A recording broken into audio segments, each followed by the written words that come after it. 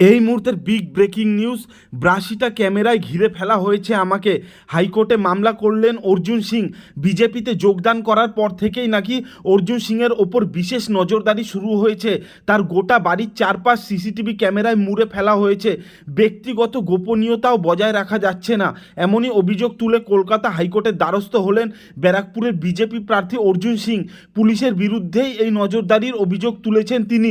অর্জুন সিংয়ের অভিযোগ, তার বাড়ির চারিদিকে মোট ৮২টা ক্যামেরা লাগানো হয়েছে। তার বাড়িতে যারা যাচ্ছে আসছে তাদের ছবি সিসিটিভিতে ধরা পড়ছে বলে দাবি তার। ক্যামেরা থেকে ছবি দেখে পুলিশের তরফ থেকে মামলা দেওয়া হচ্ছে বলেও দাবি করেছেন অর্জুন সিং।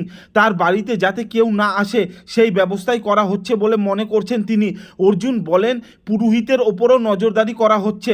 একজন ভারতীয় নাগরিকের যে অধিকার থাকা প্রয়োজন সেটাও থাকছে না। সিসিটিভি নিয়ে শুধু বিদায় সাংসদই নয়, সরব হয়েছেন অর্জুন পুত্র তথা ভাটপাড়ার বিধায়ক পবন সিং। তার দাবি, ভিডিও এবং অডিও দুই ট্র্যাপ করা হচ্ছে সিসিটিভি দিয়ে। উল্লেখ্য, গত লোকসভা নির্বাচনে বিজেপির টিকিটেই জয়ী হয়েছিলেন অর্জুন সিং। ব্যারাকপুরের সাংসদ হন তিনি। পরে তিনি তৃণমূলে যোগ দেন। এবার লোকসভা নির্বাচনে তৃণমূলের প্রার্থীর তালিকায় জায়গা পাননি তিনি। এরপরে তিনি বিজেপিতে যোগ দেন। বিজেপি তাকে ব্যারাকপুরের প্রার্থী করেছে। তারপর থেকেই পুলিশের নজরদারি বাড়ানো হয়েছে বলে অভিযোগ অর্জুনের।